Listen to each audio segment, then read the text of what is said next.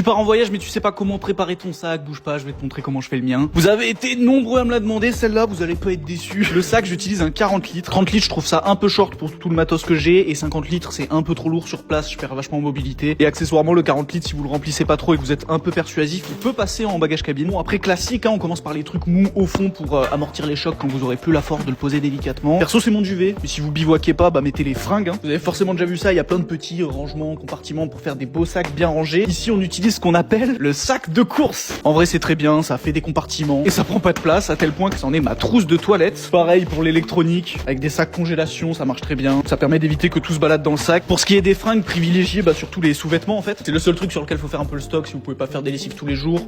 Le reste d'expérience en voyage, on met toujours les mêmes fringues. Généralement c'est soit les plus confortables, soit celles qui sont sur le dessus du sac et accessibles. Donc prenez toujours un peu moins que un peu trop parce que vous allez le porter dans le sac pour pas grand chose. Quand bien même vous oubliez quelque chose, ça sera l'occasion de l'acheter sur place et de ramener un petit souvenir. Ce qu'on trouve un peu moins sur place par contre, c'est le hamac. Voilà, ça en France ils sont de bonne qualité, celui-là il me dure depuis des années et ça me sert de lit 50% du temps en voyage, donc je ne comprends pas que tout le monde n'ait pas ça dans son backpack. Après il y a les items qui vont avec, hein, les mousquetons, attacher un sac plastique avec votre bouffe et avoir un peu les mains libres. La cordelette aussi c'est super pratique. Bon, je vous fais pas l'inventaire complet, il y a 1000 vidéos de ce genre sur internet parce qu'il y a 1000 sacs différents en fait, hein. Le plus important c'est qu'ils vous ressemblent.